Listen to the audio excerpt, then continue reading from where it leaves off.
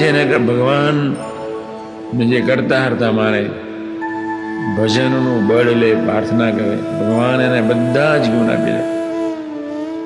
કોઈ પ્રસંગ બને તો ભજન કરવું જોઈએ, પછી વિચાર કરવો જોઈએ.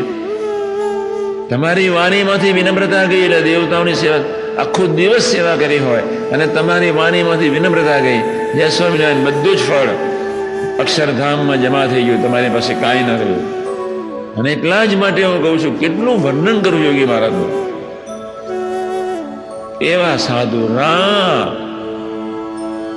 ગરીબ, અવકાશી, અનંતનો પ્રાણ, અનંતનો આધાર, અનંતનો સુખદાતા, અનંત જેને લઈને જીવંત,